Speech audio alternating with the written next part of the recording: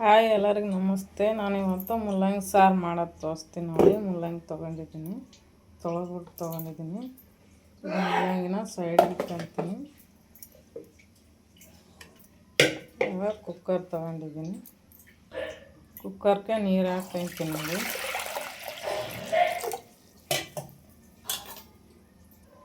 ನಾನು ಬೇಳೆ ತೊಗೊಂಡಿದ್ದೀನಿ, ತೊಗರಿ ಬೇಳೆ. ಇದನ್ನು ತೊಳೆದ್ಬಿಟ್ಟು ಹಾಕ್ತೀನಿ.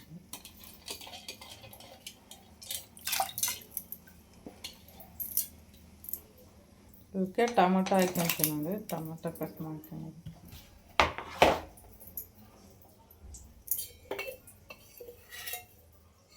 ಖಾರದ ಪುಡಿ ಹಾಕ್ತಾಯಿದ್ದೀನಿ.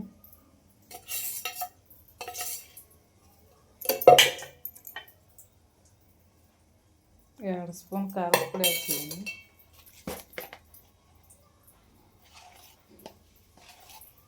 ಅರಿಶಿನ ಹಾಕ್ತೀನಿ. ಒಂದು ಸ್ಪೂನು ಉಪ್ಪು ಹಾಕ್ತೀನಿ.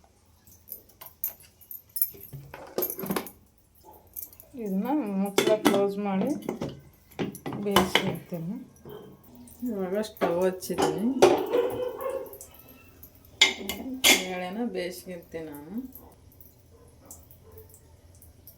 ನೋಡಿ. ಮುಲ್ಲಂಗಿನ ಕಟ್ ಮಾಡ್ಕೊಂಡಿದ್ದೀನಿ.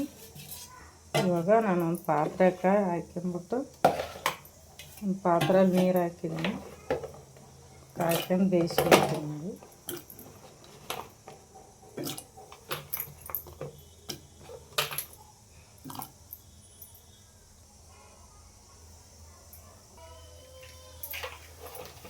ಇದನ್ನು ಸಪರೇಟಾಗಿ ಬೇಯಿಸ್ಕೊಳ್ತೀನಿ ನಾನು. ಕುಕ್ಕರ್ದಾಗ ಹಾಕಿದ್ರೆ ಪೂರಾ ಮೆತ್ತಗಾಗಿ ಬಿಡುತ್ತಂತ ಪಾತ್ರದಲ್ಲಿ ಬೇಯಿಸ್ಕೊಳ್ತೀನಿ ನೋಡಿ. ಒಂದು 10 ನಿಮಿಷ ಬೇಯಿಸ್ಕೊಳ್ತೀನಿ ನೋಡಿ. ಬೇಳೆ ಬೇಯ್ದಿದ್ದೀನಿ.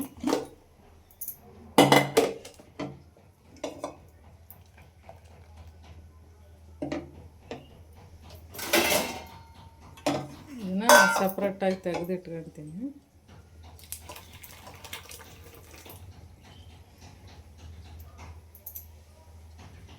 ನೋಡಿ ಇವಾಗ ಕುದ್ದಿದೆ.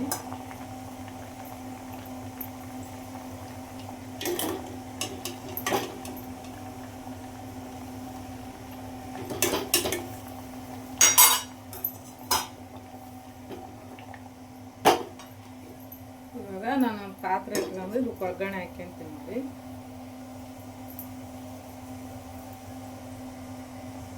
ಎಣ್ಣೆ ಹಾಕ್ತಾಯಿದ್ದೀನಿ.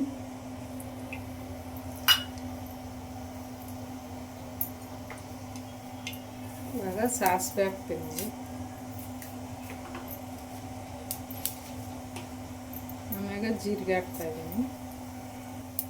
ಎರಡೇ ಒಣಮೆಣ್ಸಿನ್ಕಾಯಿ ಹಾಕ್ತೀನಿ. ಆಮೇಲೆ ಕರಿಬೇವು. ಬೇಳೆನ ಬೇಯಿಸ್ಕೊಂಡಿದ್ನಲ್ಲ ಇವಾಗ ಇದು ಮುಲ್ಲಂಗಿ ಬೇಯಿಸ್ಕೊಂಡಿರೋದು ಹಾಕ್ತೀನಿ.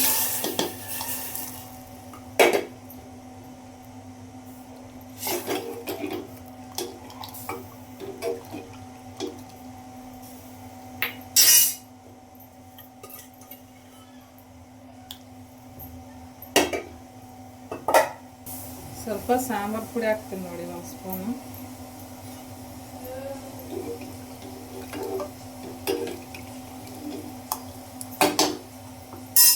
ಒಂದು 10 ನಿಮಿಷ ಬೇಯಿಸ್ಕೊಂತೀನಿ ನೋಡಿ. ಕುದೀತಾ ಇದೆ ಸಾರು. ಇವಾಗ ಸ್ಟವ್ ಆಫ್ ಮಾಡಿಬಿಡ್ತೀನಿ.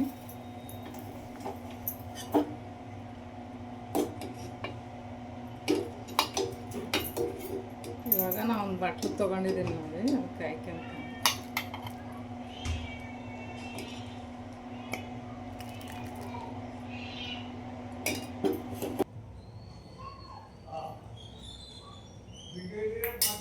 ಮುಲ್ಲಂಗಿ ಸಾರು ರೆಡಿಯಾಗಿದೆ.